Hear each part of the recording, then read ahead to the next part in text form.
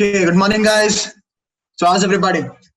I hope all of you are doing well. Just give me a minute as I set up my device, and then we'll be ready to go. 1 second.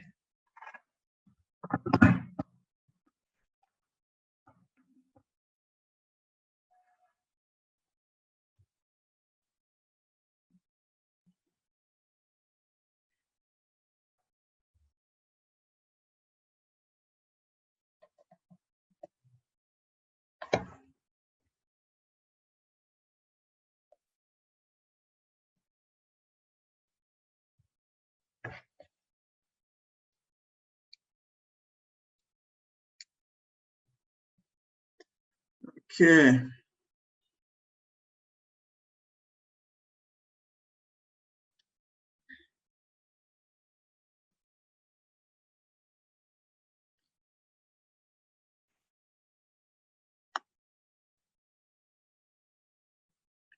We're at 140 people right now. I'm assuming that the other 100 odd people will be joining us soon. Let's see. 42 messages. Oh my God. Okay. Manisha, Sanjana, Bhumika, Kishore, Pranav, Vadiraj, Neerja. Okay.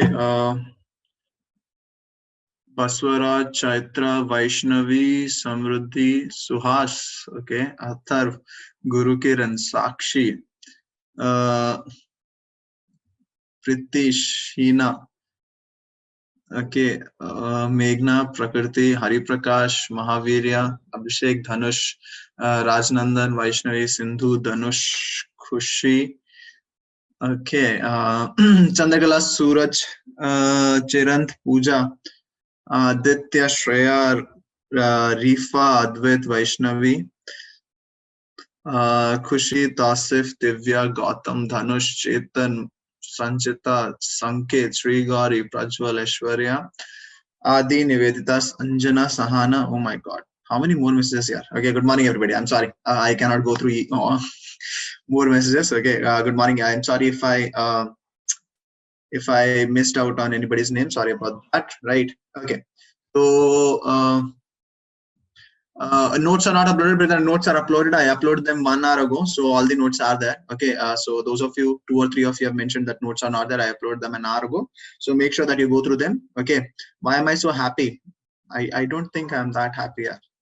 Okay, Hina, they beta an hour ago bola maine beta. So check right now. You will see. Yes, Pranav, I'm well. Why do you think I'm not well? Okay, so yeah, all the notes are there in the drive to lecture number 9. So they are there. You can go through them. Okay, and study. So as a friendly reminder, okay, that this Sunday you guys have your MT. Okay, so let's see. Okay, am I suffering from cold? No, I'm not suffering from cold. Why is it that every day one or the other things that I'm suffering from cold? I'm not. Okay. Yes, Anil, I saw it today. Yeah, I can see. You look too different on your YouTube video pic. How do I look on my YouTube video pic? Okay, okay. So anyway, so a friendly reminder that this Sunday you guys have your MT, right? So the syllabus is entire 11th standard and the 5 chapters of 12th standard. The 5 chapters of the 12th standard are first 4 chapters and the 1 chapter that is human health and diseases. Okay, so I will be finishing off this chapter by Wednesday. Okay, and then we'll have a problem solving session. Okay, when will we have chem class? Atharv, I don't know whether you're aware or not. There are some issues there. Okay, so Nishikant sir has to deal with some emergency issues, so he will have. So let's see. You will have it soon. Do not worry. Okay. Tasif, there are 8 positive people in my colony. It's okay, Tasif. No need to panic here. Just safe, keep yourself safe. Okay, anyway, so make sure that you're preparing well for it here. Okay, keep preparing side by side. Do not want the excuse that, sir, you finished the chapter only 4 days ago, so we could not prepare well. Okay, only 3 lectures are remaining, lecture number 10, 11, and 12. Okay, when will Neha ma'am take classes? I don't know. Maybe never. I have no idea. Okay, okay, so yeah. So today's lecture number 10. So today what we'll be doing is, okay, let's just quickly do a recap of, let's just do a quick recap of what we did in the last class, and then we can go through a couple of revision questions, and then we'll see what do we have on the agenda today? Yes, Sanjana, entire chapter for MT, right? The entire chapter is there for the MT. I'll let you know how the MT paper is by most probably Wednesday or Thursday once I get a good look at the paper. Okay, so in the last class, what we did was that in the last class, we started the class with immunodeficiency diseases, right? We started the class with immunodeficiency diseases. And in immunodeficiency diseases, what we did was that the one that we did was, okay, we talked about that there are two types of immunodeficiency diseases. There are primary immunodeficiency diseases and there are secondary immunodeficiency diseases, right? So primary immunodeficiency diseases are those diseases which are present from birth. So these diseases are present from birth, while secondary immunodeficiency diseases are the ones that you acquire during your lifetime. The ones that you acquire during your lifetime. The example that we saw of primary immunodeficiency disease was your severe combined immunodeficiency disease, in which the person lacks both B cells and T cells right from birth, and we saw that spacesuit type kid, okay, because that kid had SCID. Okay, now in secondary immunodeficiency type of diseases, okay, we talked about, so an example that we studied was AIDS, and that is what led us to our next topic. That was AIDS. So in AIDS, what all did we study? We talked about its brief introduction. Where did we first see AIDS? How did we get AIDS into the human species? And where was the first case in India? Okay, yes, Pranav, to some extent you can say that is true. Okay, and then we also figured out that in 2008, okay, I think the French or the Belgian scientist was given Nobel Prize for discovering that it is human immunodeficiency virus that causes acquired immunodeficiency syndrome. We also looked at the difference between a syndrome and a disease. Then we looked about how transmission of the AIDS takes place. We saw that transmission of the AIDS takes place through sexual contact between infected person. Okay, we saw that it takes place through transfusion of contaminated blood, sharing needles as in the case of intravenous drug users, and from the mother to the child. Okay, and yes, Meghna, so we also learned that how AIDS is not transmitted. So that is equally important to know how AIDS is not transmitted, so that we don't end up discriminating against the people who have AIDS, right?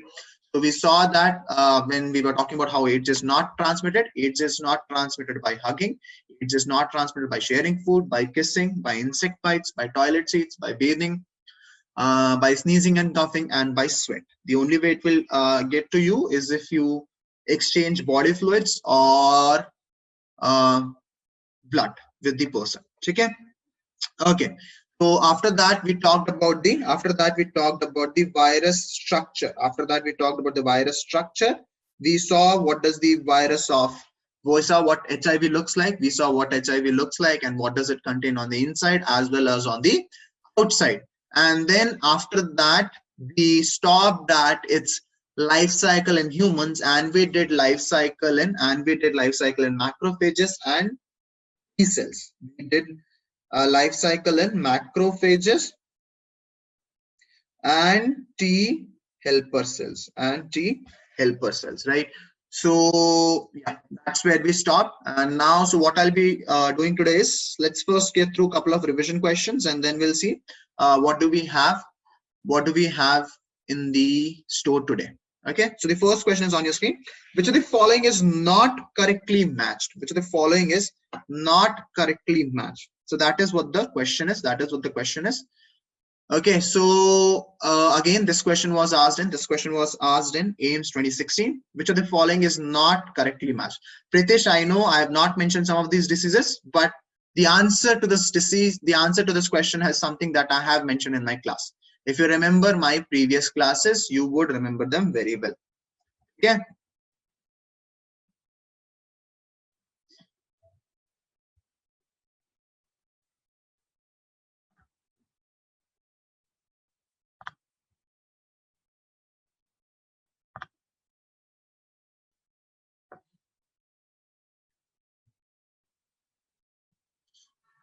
Okay. Okay, so far 44% of you have voted. So I would really appreciate if the other people can also quickly vote in.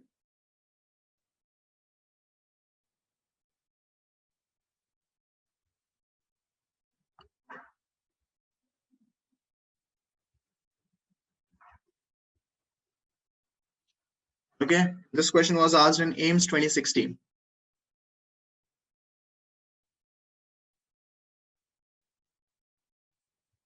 Okay, 5 seconds and I'll close the poll. 5 seconds and I'll close the poll. 3, 2, 1, and let's stop. Let's see.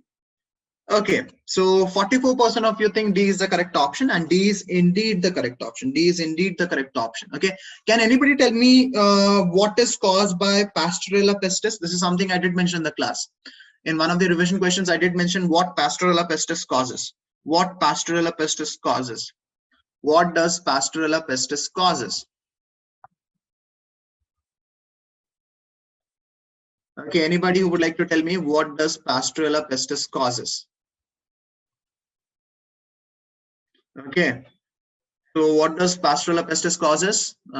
Yes, so Pritesh is correct. Okay, Pritesh is correct that Pasteurella pestis causes your plague. It causes your bubonic plague. This is something that I mentioned, and it is something that is transmitted from the rats to the humans by the bite of tick insect, right? So Pasteurella pestis is responsible for bubonic plague. Okay, it is, and fortunately now it is not that common. But the other day, I think I read a report on New York Times that a new bubonic plague was found in China, right? So yeah, it's not that common now because most of us live in very good sanitary conditions right now. But yeah, so bubonic plague is caused by Pasteurella pestis. Okay, now German measles. Let's talk about German measles very quickly. So German measles is a disease which is transmitted from one person to another by coughing and sneezing, and it is caused by rubella virus.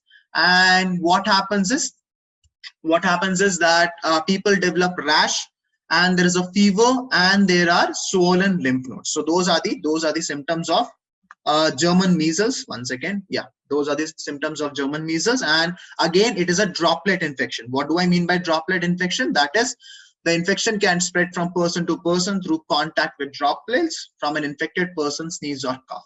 Okay, while your whooping cough, as the name suggests, okay, while your whooping cough, as the name suggests, okay, it is a disease in which you cough a lot and you cough as if it's a dog that's coughing, right?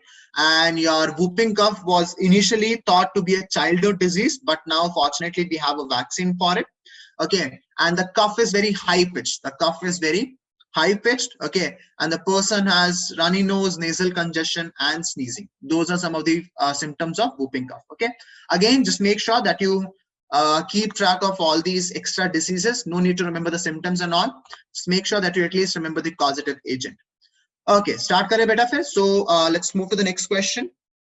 Let's look at the next question. So the next question is, human immunodeficiency virus has a protein coat and a genetic material which is what? Single stranded DNA, single stranded RNA, double stranded RNA, double stranded DNA. Okay. Okay, so let's see what do you guys think is the correct answer for this question. Okay, so HIV has a protein coat and a genetic material which is, so this question was asked in AIMS 2017. This should be straightforward. This was something I clearly mentioned in my previous class. So there should be no doubt in anybody's mind. At least I hope there is no doubt in anybody's mind. Let's see. Okay, 42% of you have voted so far. Once again, Atharv, I will be providing it soon, beta. Let me just wrap up the chapter. Okay. Okay. Okay, 5 seconds here, then I'll close the poll. 5 seconds and I'll close the poll. 3, 2, 1, and let's stop. Let's see what do you guys think is the correct answer. Okay, so 67% of you think that B is the correct answer, and B is absolutely the correct answer. Okay, that it consists of single-stranded RNA. It consists of single-stranded RNA. Remember that single-stranded DNA does not exist because it is way too unstable. Okay, and single-stranded RNA can exist because it is a bit more stable than bit more stable than single-stranded DNA. And there's double-stranded DNA, RNA also, and double-stranded DNA also. Who will tell me what is the genetic material of viruses that infect plants? This is something we studied in the second chapter of 11th standard. Okay. Yes, Srishti, DNA always exists in double-stranded form. Okay. So what is the genetic material of viruses that infect plants? What is the genetic material of the viruses that infect plants? Okay, something that we studied in second chapter of 11th standard. Okay, your answers are all over the plate. People are saying double-stranded DNA, people are saying single-stranded RNA, people are saying double-stranded RNA. कुछ याद नहीं है तुम लोगों को. You guys disappoint me on so many levels. Okay, ठीक है. Chodo, it's okay. You can look it up again. Okay, make sure that you go through it again. You cannot just forget stuff that we have moved on from. Okay, ठीक है. Chalo. So let's see. So what do we have in store today? So today I'll be briefly recapping the life cycle because I doubt any of you would remember what we studied on Thursday, at least the life cycle part. So I'll be going through the life cycle once again very quickly. And then after that, so we stopped at how does it infect us? We'll be looking at the symptoms of AIDS, and then we'll be looking at how is it diagnosed, and then we'll be looking at what treatment do we have? What treatment do we have to at least make sure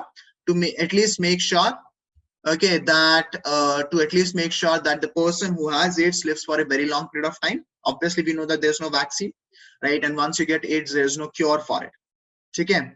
Okay, so now, and after that, we'll be starting with cancer. After that, we'll be starting with cancer. We'll be looking at what cancer is, what are the types of cancer, and how do we get cancer. The diagnosis and treatment of cancer is something that we'll be doing tomorrow. Okay. Okay, so Basan Gowda is asking if RNA is stable, why we evolved to have DNA? Very good question. This is something that you guys will learn in the 6th chapter. Okay, there is a reason. There's a reason. Okay, and so that is something that we'll be studying in 6th chapter, depending on who teaches you that 6th chapter. Okay, if I teach it, then I'll obviously mention it. Anyway, start karte beta. So let's start with the life cycle again. Okay, so this is the figure from the last class itself. We studied that.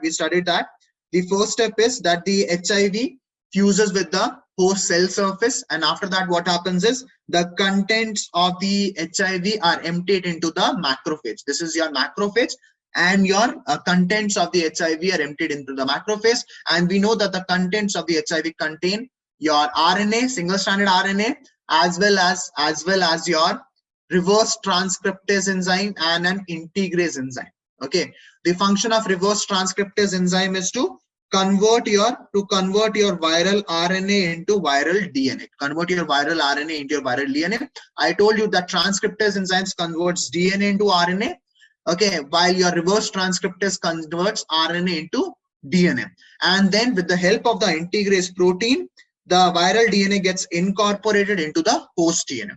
So when the host DNA replicates and produces RNA, new viral RNA are produced. Then through these viral RNA, there will be production of new proteins. And then new viruses will bud off from the macrophages. And in that way, macrophages act as factory for HIV, right? So this is something that we studied that. This is from the last class itself, that macrophages act as HIV factory. Simultaneously, we also studied that HIV enters into the helper T lymphocytes. They enter into the helper T lymphocytes. They replicate there and they produce progeny viruses. Again, something that I mentioned in the last class. So I'm going at a slightly brisk pace. Okay. And what they help is, so the progeny viruses released in the blood attack other helper T lymphocytes. Okay, so we saw this figure also. That there is a T cell, the HIV attacks the T cell, and after that the HIV enters the T cell, and then the HIV copies itself inside the helper T cells, and as a result of that, even more HIV are released, which go back to attacking even more T cells. So HIV attacks two of the major components of our immune system, that is macrophages and your helper T cells. Your macrophages help in engulfing anything foreign that enters your body, while your helper T cells help B cells in producing antibodies. They help Cytotoxic T cells also, they produce chemicals that are necessary for coordination among different immune cells. So two of the major components of your immune system are attacked by your HIV. Okay, so we saw that this repeated division leads to progressive decrease in the number of helper T lymphocytes in the body of the infected person, and during this time the person starts showing symptoms. What are the symptoms? There will be bouts of fever, the person might experience diarrhea and weight loss. So it's very important to understand when the symptoms are displayed. The symptoms are displayed when the helper T cells, when the concentration of the helper T cells in your blood starts going down. So yahan tak humne last class mein kiya tha. So now let's move forward. Now let's see what effect does it have on your body. What effect does the HIV have on your body when it kills off or when it destroys a lot of your macrophages and your helper T cells Do viruses have chromosomes or something like that? Ishanvi, what is the genetic material present in HIV? What is the genetic material present in HIV? We know that the genetic material present in HIV is RNA. They do not contain DNA. So if they do not contain DNA, how can they have chromosomes, right? So I hope that answered your question. Okay, let's move forward now. So let's see. Now, what effect does the decrease in T lymphocytes and macrophages has on your body? Now, since the number of helper T lymphocytes decrease in the body, okay, the person starts suffering from infections of bacteria, especially mycobacterium, viruses, fungi, and even parasites like toxoplasma. Okay? So now, because your T lymphocytes are decreasing, your body becomes less immune, less resistant to foreign antigens. And then you start getting infected from bacteria and from viruses that your body easily fend off. As I mentioned previously in this chapter, that there are a lot of infections that you're not even aware of because you never get them. And the reason why you never get them is because your immune system fights them off without telling you. But now, since your immune system has been compromised, even a small infections start bothering you a lot. What is mycobacterium responsible for in our body? Which disease is mycobacterium responsible for in our body? So mycobacterium is responsible for TB or tuberculosis. Ad dikhaya tha, right? So mycobacterium is responsible for tuberculosis. And tuberculosis, for the most part, is symptomatic in those people who have AIDS. Actually, most of the people who die from AIDS, they die because they had tuberculosis or they had pneumonia. Those are the two primary reasons why people from AIDS die, either because of tuberculosis or because of pneumonia. Pritesh, दिखाऊंगा बेटा, चिंता मत करो, ठीक है? So, okay, and then there are parasites like toxoplasma. So what is toxoplasma? So toxoplasma causes a disease known as toxoplasmosis, in which you have fever, you have body pain, and you have headache. Okay, so it's not a fatal disease, but again, toxoplasmosis is something that our body usually does not get affected by very easily because we have strong immune system. But if your immune system has been compromised, because of AIDS, then toxoplasmosis is something that you can easily get. Okay? Now, the patient gets immune deficiency and he/she is unable to protect himself or herself against these infections. Since your immune system is completely screwed up, as a result of that, your body cannot protect you against these infections. As I told you, that 70% of the tuberculosis cases are asymptomatic. The reason why they are asymptomatic is because your immune system keeps them in check. But if your immune system is compromised, then the infection will flare up and the tuberculosis will enter into its further stages of infection. Okay? The incubation period of AIDS ranges from 6 months to 10 years, right? So people start showing symptoms within 6 months, but there are some people who do not show symptoms for years. Again, it depends on how fast is the virus progressing in your body, right? But if you do contract HIV, then one point or the other, your immune system would be compromised. compromised. So that is the major effect of HIV on your body, that your immune system is completely compromised, and the infections that you fend off easily, now you cannot. Okay, okay. Yahan tak clear hai beta? Just give me a yes or no. Is this clear so far? Just give me a quick yes or no beta. Okay, is this clear so far? Just give me a quick yes or no. Okay, chalo. Yahan tak sabko clear hai? Okay, that's good. So now let's move forward. So how do we detect AIDS? How do we detect AIDS? Okay, so AIDS can be detected by ELISA test. AIDS can be detected by ELISA test. Okay, so what is ELISA test? ELISA is enzyme linked immunosorbent assay. That is what ELISA is, and ELISA is based on antigen antibody reaction. ELISA is based on antigen antibody interaction. We know that our body produces antibody in response to any antigen that enters your body. So that is the underlying mechanism behind ELISA, right? So ELISA stands for enzyme linked immunosorbent assay, and it is based on the antigen antibody interaction. Okay. Do you guys want to know how ELISA test works? Okay. I can tell you how it works, but I cannot guarantee whether all of you would understand it. Do you guys want to know? It will not be asked in the exam. Okay, Pritesh, you want me to write? Pritesh, it's given in your textbook also, yeah. So it is enzyme linked, one second, immunosorbent assay. Immunosorbent assay. Okay, okay, chalo. So I'll tell you how ELISA works, but I cannot guarantee that, you know, because it will never be asked in the exam, and it would be slightly difficult. Okay, chalo. So let me just quickly tell you how ELISA works.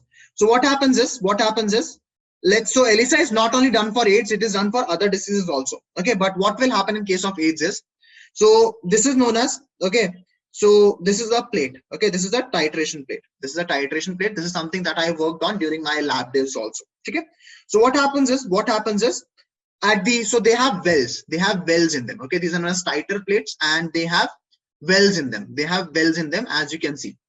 What they do is that at the bottom of the wells, they will stick the antigens. At the bottom of the wells, they will adhere the AIDS antigen. So at the bottom of the well, one second, yeah. At the bottom of the well, they will stick the AIDS antigen. They will adhere the AIDS antigen. Okay. So then what they'll do is, they will take the blood from your body. Okay, and then from your body, they will separate out the antibodies. From your body, they'll separate out your antibodies. And what they'll do is that they will put those antibodies in these wells. Okay, and if you have AIDS, obviously your body will contain antibodies against the HIV, right? So if you have AIDS, your body will contain antibodies against HIV, and I know that antibody antigen reaction is very specific. So when they will put the antibodies from your body in this well, if you have HIV, those antibodies will go and bind to these antigens. Those antibodies will go and bind to these antigens. Okay, those antibodies will go and will bind to these antigens. Okay, so far so good beta. Yahan tak sabko samjha? So you take so if you are testing for AIDS, you take the AIDS antigen, you adhere them to the walls, to the bottom of the well. Then you collect the antibodies from the person who's being tested, and you put the antibodies from that person in the well. Now, if you have HIV in you, then obviously your body will have antibodies against HIV. So those antibodies will go and bind. To the antigen present on the well. Now, these antibodies are known as primary antibodies. Then what you do is, you take another set of antibodies that will bind to the primary antibodies. And these are known as secondary antibodies.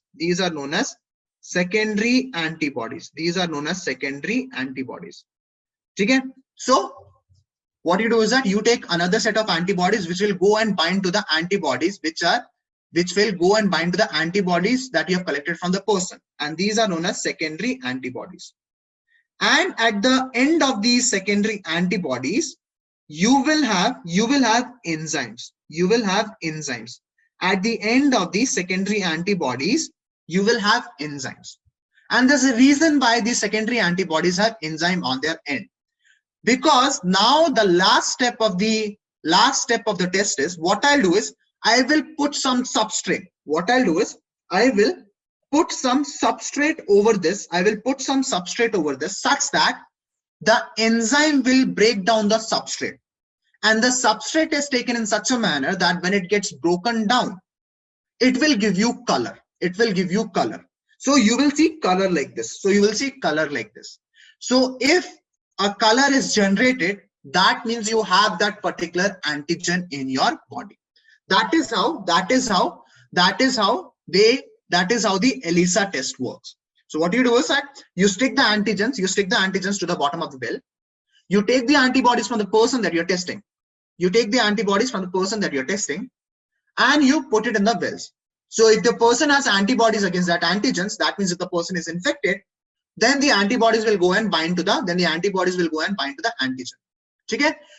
So then you take the secondary antibody. Secondary antibody is something that is synthesized in the lab, Pritish. Okay? Secondary antibodies are not formed naturally. You synthesize them in the lab.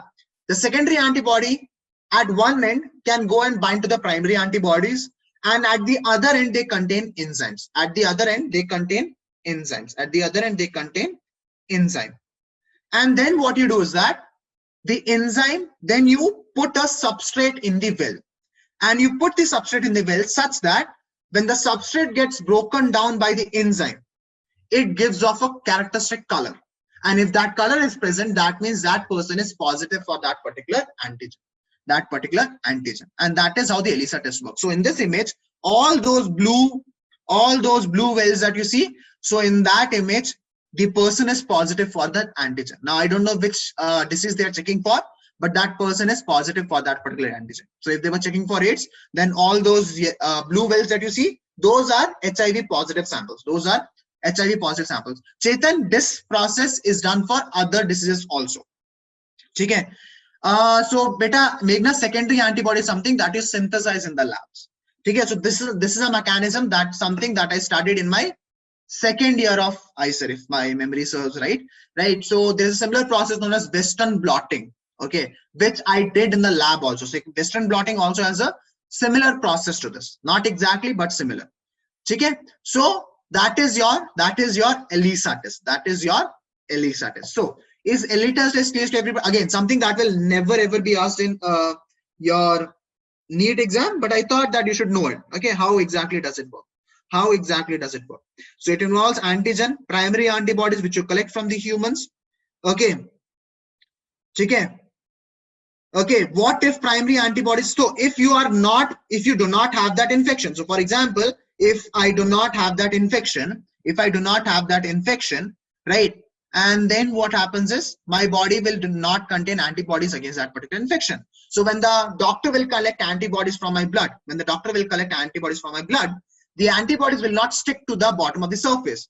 So what they do is that after each step, they wash off so that whatever is not bound gets removed off. So if I do not contain primary antibodies against the antigen, so when the lab technician will wash off the sample, my antibodies will get washed off. So when the person will put secondary antibodies, the secondary antibodies will not have any primary antibodies to bind on. So when the person will wash off after that step, the secondary antibodies will also get washed off. So when the person will put the substrate, there is no enzyme to degrade the substrate. So there will be no color generation. That means I am HIV negative. Okay. Beta Preksha, so the process is same, but obviously we know what antigen I'm testing for, right? So if I'm testing for HIV antigen, that means if it comes out positive, the person is HIV positive. If I'm testing for some other disease, that means that person is positive for that disease. Okay. So I hope this is now clear to everybody. Okay. Is thoda bahut samjha? It's okay if you have not understood it completely, just the basic and okay. But do remember that it is based on antigen antibody reaction. This question can be asked in NEET. Okay. Okay, Pritish, leave the meeting, join again here. ठीक है? ठीक है? Okay, so I'll move forward now. चलो यार. Okay. Now, so there is no cure for AIDS. There is no cure for AIDS. Okay, but certain drugs can prolong the life of AIDS patient. Okay, there is no cure for AIDS, but certain drugs can prolong the life of AIDS patient. What are the drugs? So zidovudine or AZT, which is azithromycin, okay, was the first drug used and continues to be the drug of choice for the treatment of AIDS, right? So again, there is no cure for AIDS, but now there are medicines, there are drugs which can prolong the life of a person suffering from AIDS. So now AIDS people have no issues in living till their 60s, 70s, 80s also, as long as they take their medication properly, because that ensures that the AIDS virus, that is HIV, is not replicating out of control. Now there is one question that I was expecting someone to ask, but nobody did. So I mentioned that if you are HIV positive, your body will contain HIV antibodies, right? Because only then the ELISA test work. So my question is, if your body is producing antibodies against HIV, then why is it not able to fend off the infection? Because isn't that the job of antibodies? The antibodies bind to the antigen, virus, bacteria, and then kills it off. So your body is producing antibodies. But then why is it not able to fight off HIV infection? Pritish, when did I say B cells are destroyed? I never said B cells are destroyed. I said macrophages and T helper cells are destroyed. So my question is, why are the antibodies not able to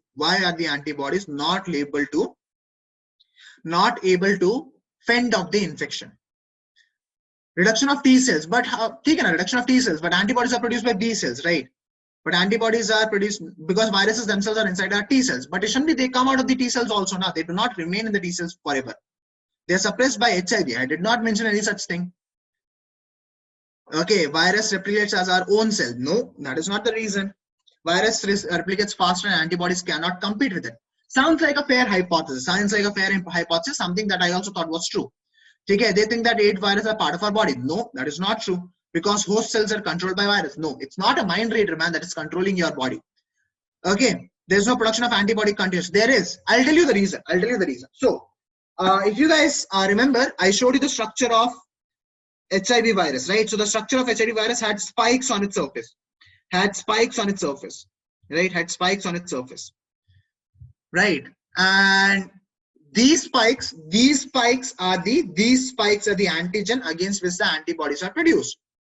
And if you compare the spikes on an HIV virus and the spikes on, let's say, an influenza virus, which your body can completely fight off by its natural antibodies.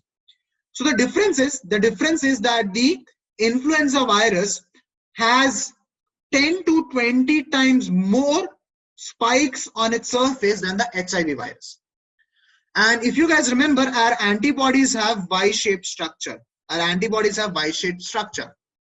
And our antibodies work best when both the antigen binding sites, if you guys remember that there is antigen binding sites present on both the Y shapes, right? So our antibodies work best when both the antigen binding sites are bound by antigens. The problem with AIDS virus is that the spokes or the thorns are so far apart that both the antigen presenting sites, both the antigen binding sites are not able to bind with the spokes of the virus. So as a result of that, they're not that effective. But in the case of influenza virus, since the spokes are very close to each other, the antibodies are, both the antigen binding sites are able to bind. Both the antigen binding sites are able to bind to the spoke. But in the case of AIDS virus,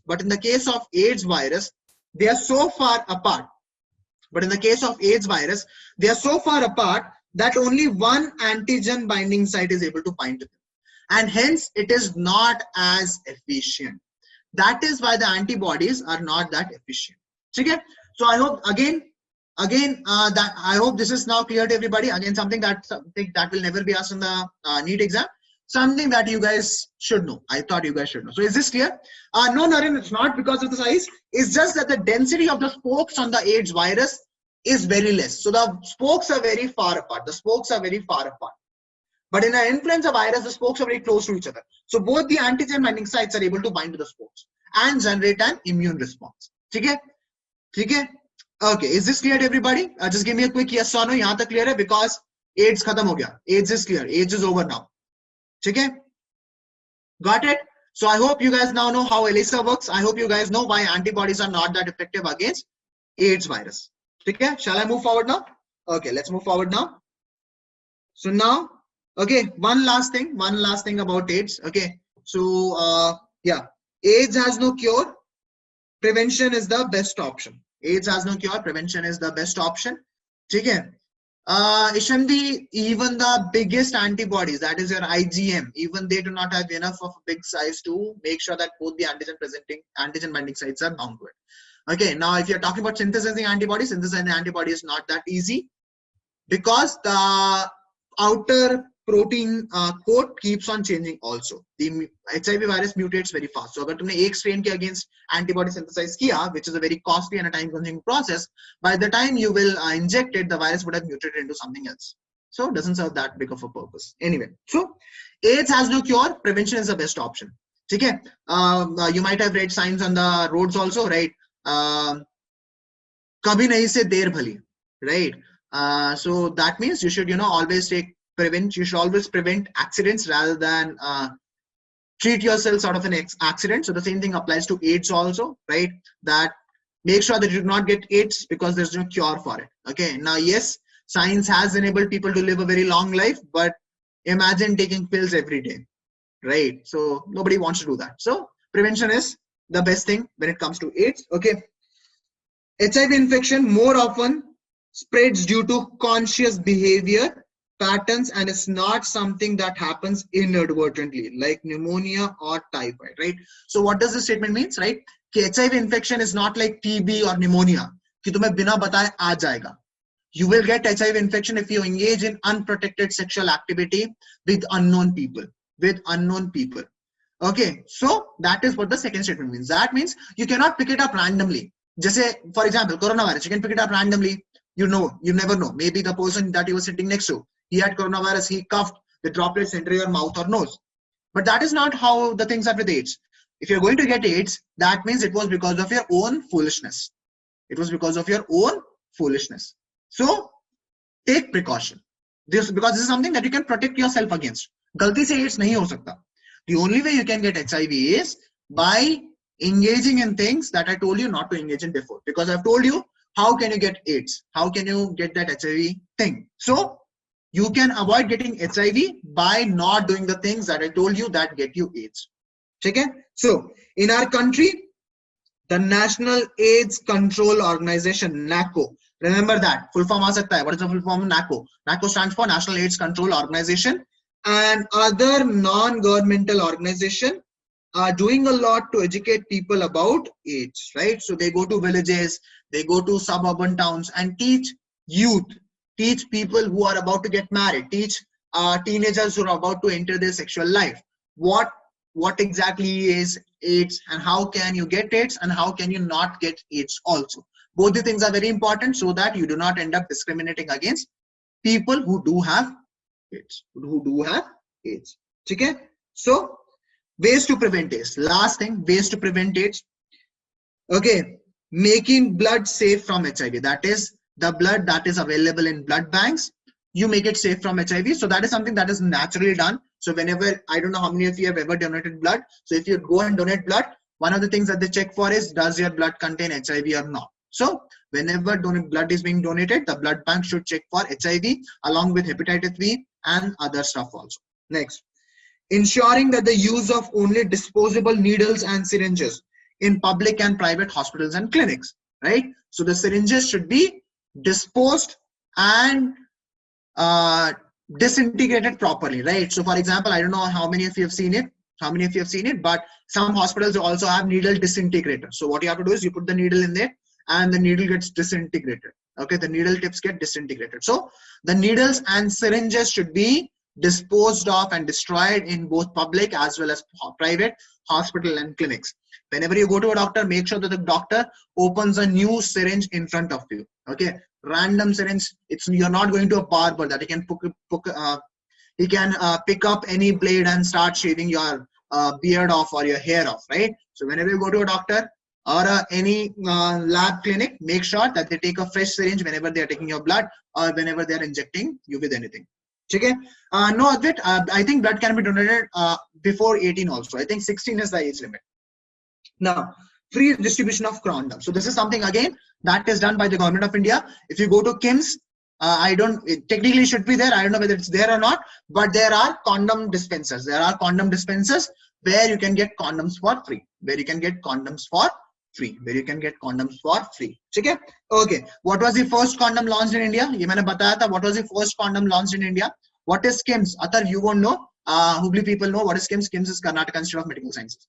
Okay. What was the first condom? The first condom launched in India was Nirod, right? So it is still available. Now, I don't know which condoms pop out of those free condom dispensers, but yeah, those of us who are poor, those of us or who feel shy to go to a medical shop to ask for condoms, we can go to a government hospital and there are condom dispensers there. You can get a condom from there just like you get sanitizer out of a sanitizer dispenser. Controlling drug abuse.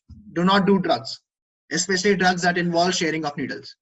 Okay, you should not do drugs at all, especially drugs that involve sharing of needles, because AIDS or HIV virus is prevalent among people who do drugs because they share needles when they have to do drugs. What is drug doing? Athar, I think what is drug doing?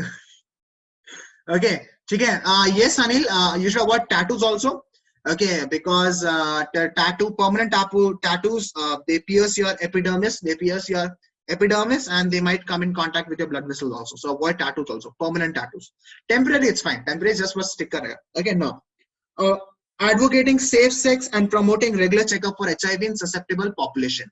So, for example, in African countries, HIV is very rampant. So there, frequent testing is required, right? But in India, fortunately, it's not, especially in the community that we live in. But even in India, there are certain populations that are very susceptible, where the chances of HIV is very high. So if you belong to such population, you should get yourself tested if you have engaged in HIV, if you have engaged in sexual activity, or if you plan to engage in sexual activity. Okay? So those are the ways by which you can prevent it. These are your golden rules, beta. Zindagi bhar yaad rakhna. HIV ho jayega, fir bahut bada problem hoga. Right? So make sure that you take care of these golden rules throughout your life. Because not my friends, but some of the people that I know, I have met some HIV positive people. It's a messed up life. It's a slightly messed up life here. Okay, especially if you get HIV before marriage, then the chance of you getting married will drop down significantly. Anyway, so is everything about HIV or AIDS clear to everybody? Okay. No, Amrutesh. As I mentioned in last class, also HIV cannot transfer to saliva. HIV cannot transfer to sweat. Okay, chalo. Is HIV clear? Because of HIV, khatam ho gaya beta. Now the last thing. Gays also get HIV. Yes, beta. Gay people can also get HIV. Okay. Amrutesh, I do not know, beta. I'm not a doctor, so I cannot comment which drugs and which drugs are not used currently. Okay. Where do we get checked? You can go to a government hospital. You can go to KIMS, man. You can go to KIMS and you can get yourself tested for HIV. Right? Okay. Chalo. Aage badhe. Okay. Let's move forward now. So with that, we are done with the AIDS. So now let's go to. One second. Cancer.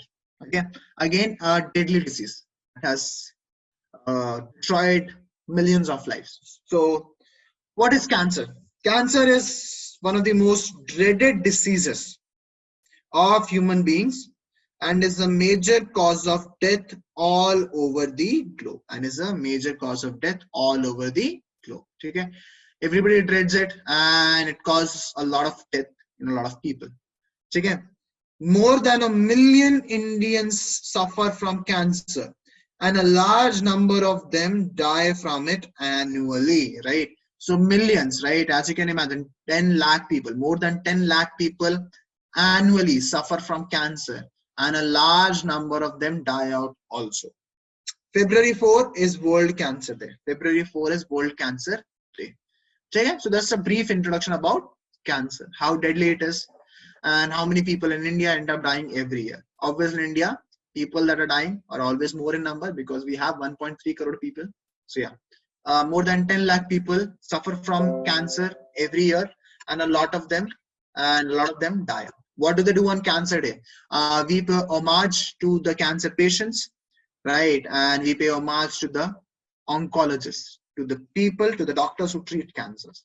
Okay, and we make the world more aware.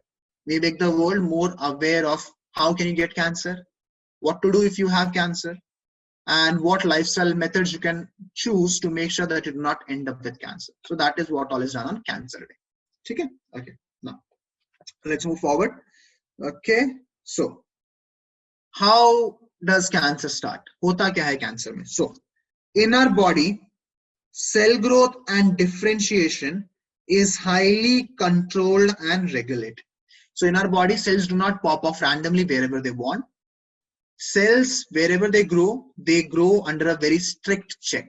So all the cells from your head to your toe, all those cells are under strict control when they have to divide and differentiate into different types of cells.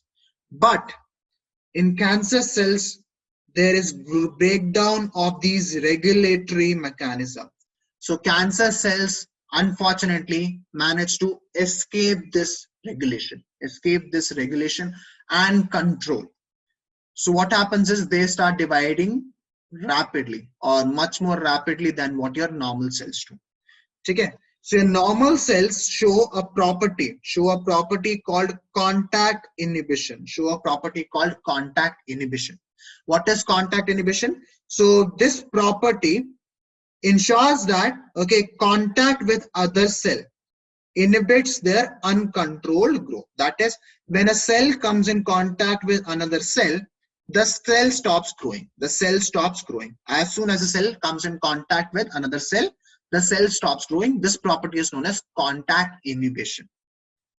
And cancer cells appear to have lost this property. So contact inhibition is a very important property of normal cells, as you can see in this figure, that the cells are in contact with each other, and after that they are not growing any further. The cells are like, okay, I've reached my boundary. Now I can feel other cells on my body, so I will not divide. But in cancer cells, as you can see, despite coming in contact with neighboring cells, they are like, screw this, I want to divide even more. So in cancer cells, two things happen. They escape the control and regulatory mechanism of cell growth and differentiation, and they lose the property of contact inhibition. As a result of that, they divide rapidly. That is how you end up with cancer. Why does it happen, Atarf? बाद में देखते हैं. Causes हम बाद में देखेंगे. हो क्या रहा है पहले let's try to understand that. Okay, यहाँ तक सबको समझा? Chetan, the third point is contact inhibition is when cells come in contact with the neighboring cells, they stop growing. That is contact inhibition. But in tumor cells, even if they come in contact with the neighboring cells, they're like, screw this, I want to grow further. ठीक है? मैं एक आजाद परिंदा हूं and I want to grow as much as I want. So, is this clear to everybody? Is this slide clear to everybody? Just give me a yes or no, beta. Is this slide clear to everybody? Give me a yes or no. Shall I move forward now? Okay, is this slide clear to everybody? What are tumor cells? Basangada, I'll come to it. Do not worry. I'll come to it. Abhi bas cancer cells pe focus karo. What is tumor? I'll come to it. Do not worry. I'll explain each and every term. I'll not leave anything to chance. Okay. Okay. So let's move forward now. Okay. So as a result of this, cancerous cells just continue to divide, giving rise to masses of cells called tumors or neoplasm. So what is tumor? Tumor is a mass of cell that is undergoing rampant unchecked growth. So that is what tumor is. We also call it neoplasm, but neoplasm is something that is used more by doctors, which you guys hopefully would be in a year's time or 6 years time, right? So that is what tumors are. So what are tumors? Tumors are mass of cells that are undergoing rampant unchecked growth. Okay? And tumors are of two types. Benign tumor and malignant tumor. Let's see what is benign tumor, what is malignant tumor. How do they differ from each other? ठीक है. So what is benign tumor? Benign tumor remain confined to their original location and do not spread to other parts of the body and cause little damage. So what is benign tumor? Benign tumor जहां पे originate होता है वहीं पे ही रहता है. It does not spread to other parts of the body and it does little damage. If you have a benign tumor, you can technically live with it for a very long period of time. Okay, because after a certain point, the tumor stops growing. Right? There are a lot of medical cases in which the person had benign tumors for 10 years and he did not even know. Right? Benign tumor is only harmful if it is in your brain, because then it does not have space to grow. So it presses against your skull and then it may rupture, causing hemorrhage. But except for a benign brain tumor, a benign tumor anywhere else on your body for the most part is not harmful, because it grows to a certain extent, then it stops. And it does not move to different parts of the body. But malignant tumor is the opposite. Malignant tumor screws you up completely. Malignant tumor, on the other hand, are a mass of proliferating cells called neoplastic cells, called neoplastic or tumor cells. Now, these cells grow very rapidly, invading and damaging the surrounding normal tissues. So what they do is that they grow very rapidly and they pop off from the place where they originate, So a benign heart tumor, Pranav is asking. I'm not sure here. I do not want to comment on something that I do not know. I just read that benign brain tumor is deadly. I'm not sure about benign heart tumor. Okay. Can I give an example of benign brain tumor and malignant? There are no examples here. Tumors do not have names. Tumors are just a growth of cell and they can appear anywhere. You could have a benign skin tumor. You could have a benign muscle tumor, right? You could have a benign stomach tumor. Okay, so there are no names or diseases. Tumors are just two types, benign or malignant. Benign means it will stay to its place, right? Malignant means it will grow rapidly, it will damage the surrounding cells, and then it will invade the neighboring regions also. Okay, and that is why malignant tumor screws you up so badly. So as these cells actively divide and grow, they also starve the normal cells by competing for vital nutrients, right? Obviously that these are cells, they require nourishment, and there's only so much nourishment available in your body. So what they do is that they compete with the neighboring cells for nourishment. And obviously they require more nourishment because they are growing much more rapidly than your neighboring cells. Okay? Divya, tumors can originate technically in any part of the body. Wherever you have cells, if you have too much of that cells, that's a tumor. Okay? So yeah, that is how it is, right? So these cells actively divide, grow, and they compete with the normal cells for nutrition. As a result of that, normal cells start starving. Then what happens is, once they grow big enough in size, the cells slugged off from tumor cells. That means what? Some of the cells from the tumor will break off. As you can see here, some of the cells from the tumor break off. And reach distant sites through blood, and wherever they get lodged in the body, they start a new tumor there. So as you can see here, this was the primary cancer, but cells from the primary cancer entered the blood, and now cancer cells are in the blood, and now so now these cancer cells will be taken to the liver, they will be taken to the lungs, they can be taken to any part of the body. And wherever they get stuck, they will start a new tumor there. That is the worst thing about malignant tumor. And this property of cells breaking off from a malignant tumor is known as metastasis. Okay? And it is the most feared property of malignant tumors.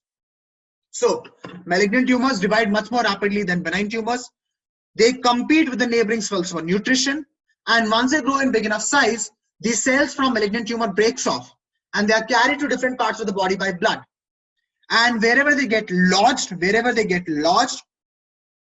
they will produce a new tumor there. And this property of malignant cells breaking off from malignant tumor is known as metastasis. ठीक है? चेतना, cause for tumor cell, बेटा मैंने बोला causes मैं बताऊंगा, wait करो. Pritish is asking in which stage. Okay, so you guys might have seen in movies and TV, stage 1 cancer, stage 2 cancer, stage 3 cancer. I am not a doctor, so I do not know what do they base it on. So I think stage 1 means that it has not yet spread to different parts of the body. I think stage 3 is when it has spread to different parts of the body. ठीक है? साक्षी, second point बेटा, second point के लिए figure पे focus करो. Focus on the figure. Focus on the figure. No author. The answer to your question is no. Focus on the figure, Sakshi. You have a primary cancer here. This is your primary cancer. Some of the cells from the primary cancer are now in the blood, and now they will be taken to your liver, your lungs. They could be taken to your stomach. They could be taken to your small intestine. Could be taken to your muscles. So wherever the cancer cells will go, they will start a new tumor there, and this property is known as metastasis. Can plasma therapy cure stage 1 cancer?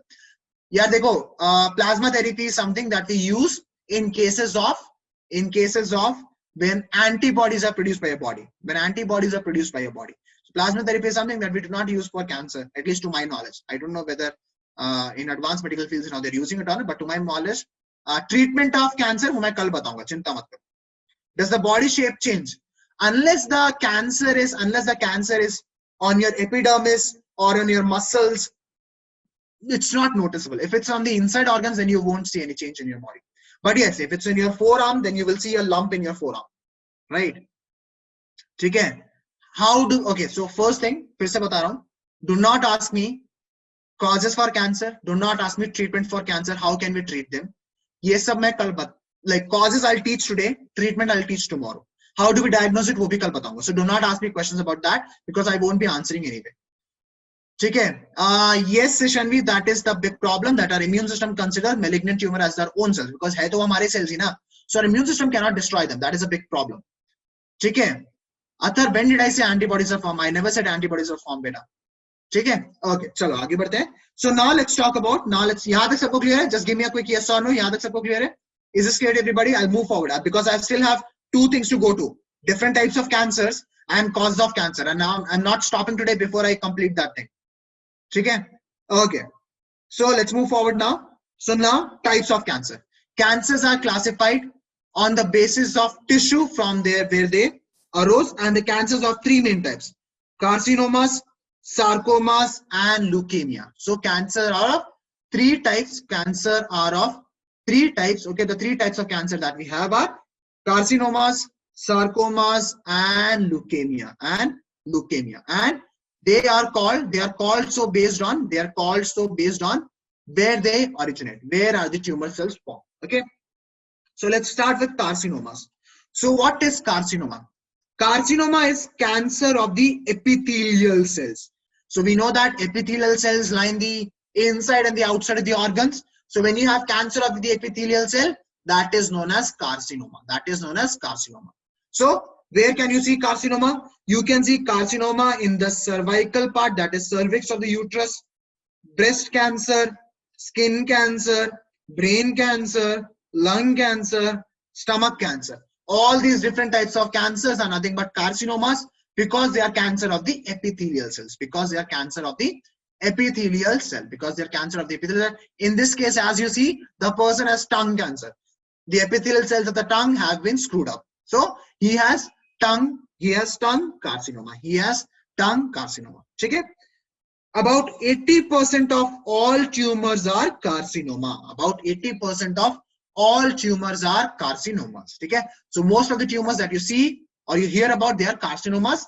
They are cancer of the epithelial cells. Okay? Now, cancerous growth of melanocytes. What are melanocytes? Melanocytes are the cells found in your skin which give you your color. Okay? So the cancer of melanocytes is called melanoma. melanoma. Okay, so cancerous. So most of the cancers that you hear about, they are carcinomas. Carcinomas are cancer of the epithelial cell, and cancer of melanocytes is known as melanoma. Okay, so is carcinoma clear to everybody? Just give me a yes or no. देखो, Anushree is asking, is this curable? बेटा, मैं फिर से बोल रहा हूँ, last time बोल रहा हूँ. Do not ask me about diagnosis. Do not ask me about cure, and do not ask me about case. I will tell you how do we cure them, what causes them, what and how do we treat them, how do we figure them out whether we have cancer or not. Do not ask me that question. देखो, Atharva is asking tobacco causes which cancer. बोला ना बेटा, wait for it. Like, do you guys not understand English, or do you guys deliberately do it to annoy me? I don't understand that. Right? So please be patient. I will, once I'm done with everything, still if you feel like I've not answered any particular question of yours, then you ask me. Right? Because if I just start the topic of cancer, you can ask me n number of questions. But I want to go through it in a serial order. So let me go through it in a serial order. If you still feel that I have not answered your question, you please ask me. I have never stopped you guys from asking questions. But ask your question when the time is right. Ask me questions about what I'm teaching, not something that I'll teach in the future. Because for that, I have to give you some background knowledge, which I can only give you if you let me teach. So I'm saying this for the last time. Okay? Okay. So that is what carcinoma is. That is what carcinoma is. Now, let's move to sarcoma. Let's move to sarcoma. Okay? So what is sarcoma? Okay? So sarcoma is derived from the mesoderm. Sarcoma is derived from the mesoderm. Okay? So what is sarcoma? So sarcoma में कौन-कौन से cancers आते हैं? Cancers of bone, cartilage, tendons, adipose tissue, and lymphoid tissue.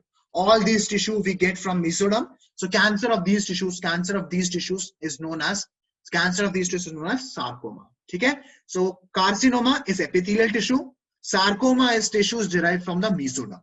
So cancer of bones, cartilage, tendons, adipose tissue, and lymphoid tissue are sarcoma. So as you can see, this is sarcoma. This is sarcoma of the adipose tissue present in the thigh.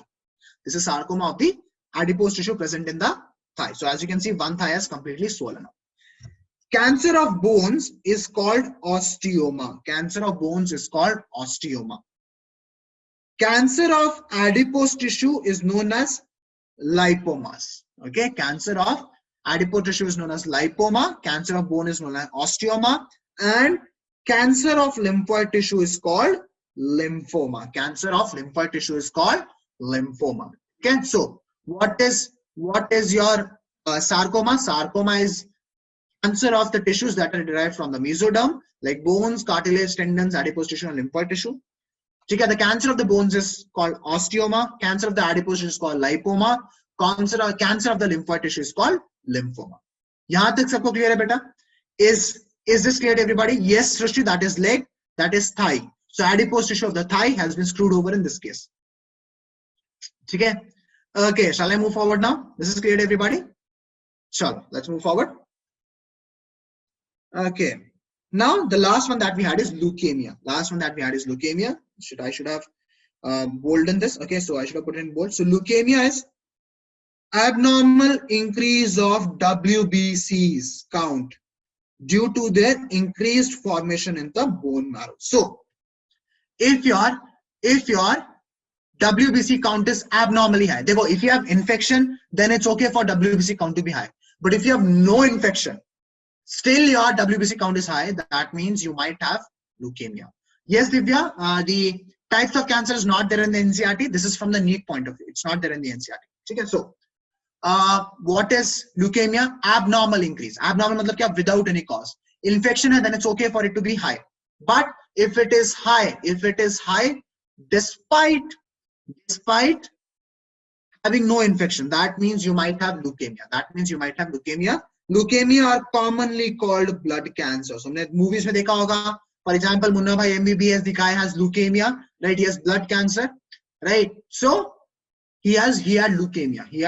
His WBC count was abnormally high. Okay. So this is, as you can see, this is normal blood. This is a person who has leukemia. As you can see, he's screwed, man, because his WBC count is very high. Okay. It may save our own body, then why it is dangerous? Athar beta dekho. It is good to have high WBC count if you have an infection. If your WBC count is high, without having an infection, then your WBCs would start screwing with your own body.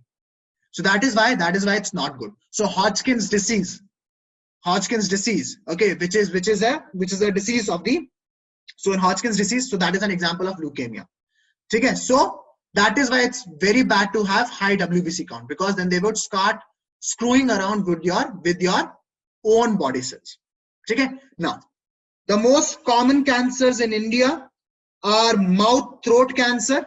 Everybody can guess that, like chewing tobacco is our hobby. So mouth and throat cancer is the most common in men, and uterine cervical cancer in women. That is the most common. Okay, so for example, in Western countries, in women, breast cancer is much more common. But in India, uterine and cervical cancer is much more common, and the reason for that is unhygienic conditions during period. So still, a lot of women in India, they do not use sanitary pads. So as a result of that, they end up contracting a lot of disease for the uterine and cervical region, and one of the diseases is uterine and cervical cancer. Okay, so the primary reason why men have mouth and throat cancer is because men of India, they love, okay, Vimal Pan Masala, Bolo Zuban Kesari, okay, and women have uterine cervical cancer. Women has uterine cervical cancer because of unhygienic conditions, because still a lot of women, they do not use sanitary pads when they have periods, right? So, okay, no, Karthik, no. So make sure that you do not eat Zuban Kesari. Make sure तुम लोगों की Zuban Kesari ना हो, okay? Because then Zuban Kesari होने के साथ you will have that figure also that I showed. You will have that figure also that I showed when I was showing you carcinomas. Okay, so do not do Zuban Kesari. Zuban Kesari leads to cancer. Okay, so आगे बढ़ते हैं. Now let's move to causes of cancer. What causes cancer? Okay, so okay, now okay, yes, Narottam, government does it, but not accessible to everybody. Study of cancer cells is called oncology. And the transformation of normal cells into cancerous neoplastic cells may be induced by physical, chemical or biological agents. So, एक normal cell से cancerous cell बनने में there could be physical regions, there could be chemical regions, there could be biological reasons. These agents could be there, and these agents are called carcinogens. So what are carcinogens? Carcinogens are agents that cause cancer. Carcinogens are agents that cause cancer. Okay? So these agents could be physical, chemical or biological. Let's look at these agents individually. Okay? Then you will see a lot of stuff around you can give you cancer actually. Okay, so let's see. So what are the things? What are some of the things that can give you cancer? Ionizing radiations like X-rays and gamma rays, and non-ionizing radiations like UV cause DNA damage, leading to neoplastic transformation. Okay, so X-rays and gamma rays along with UV rays can lead to DNA damage, which can cause cancer. Again, very small amount of or very short time exposure to these rays would not cause. For example, when you go for X-ray, haddi tootta X-ray, that will not cause cancer, because it's there for few seconds. Usse nahi hota. Prolonged exposure to X-rays, gamma rays or UV rays, ठीक है, सूरज में थोड़ा देर खड़े होने से cancer नहीं होगा. Plus we have melanin also. Indians are very well protected. We have melanin, melanin that diffuse the. But if you're someone who's very fair, I know people in my life who are very, very fair. It feels like they don't have any melanocytes in their body. They should be careful. They should not stand outside for a prolonged period of time, because then the UV rays can lead to skin cancer. So skin cancer is actually much more common. Skin cancer is actually much more common in Western people. Because they do not have melanocytes on their body. The melanocytes are very, very few. Right? So in Indians, fortunately, most of us, not all of us, most of us have melanocytes. So they protect us from UV radiations. But X-rays and gamma rays, there's nothing in our body which can protect us against them. Okay, so prolonged exposure to these rays can lead to DNA damage, which can cause transformation into a cancerous cell. ठीक है? गोरे लोग, yes Narottam, I know some very gore people. Okay, ठीक है?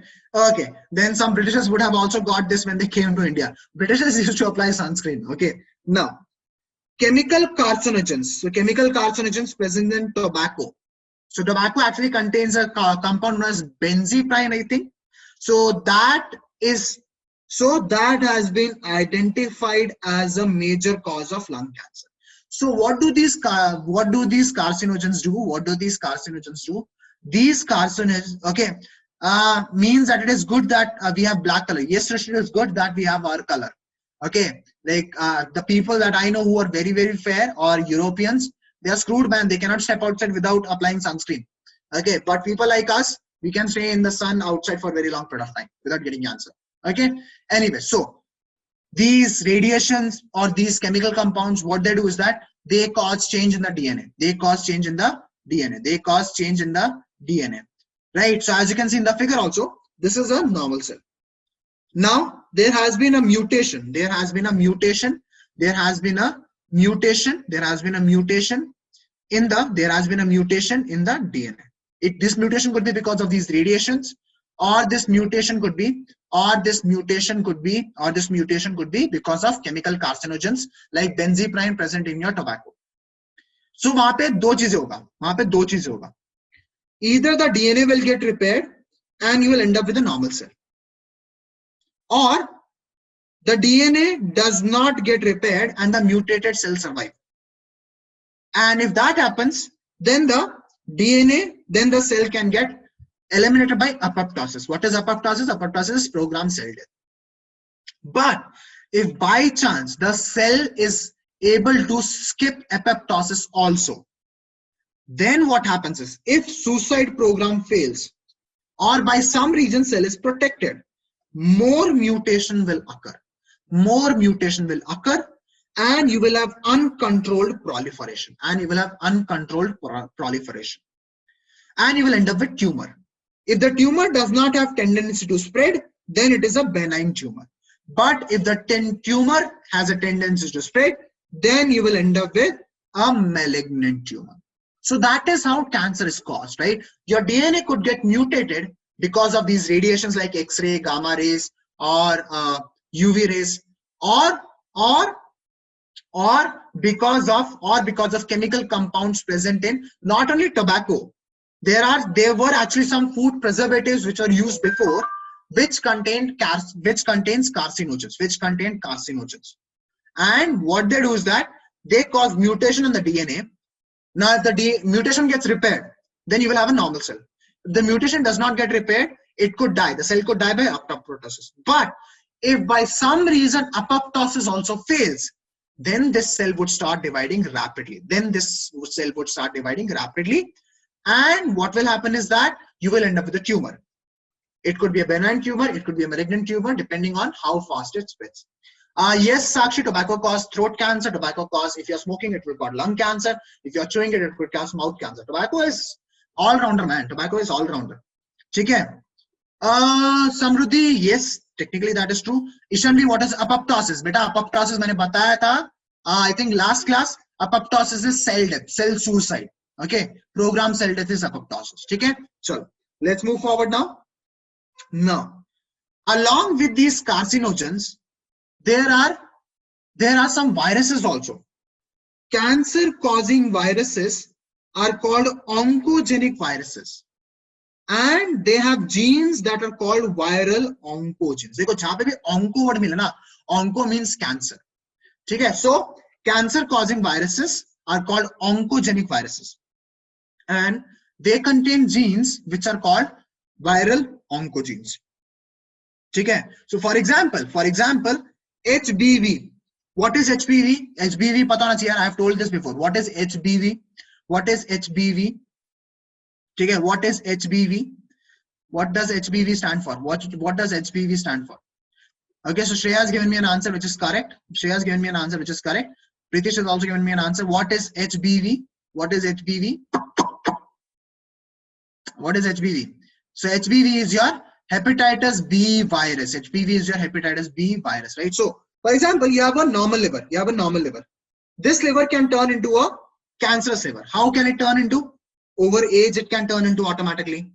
Or if you have a family history of cancer, then it can turn. If you consume too much alcohol, then you can have liver cancer.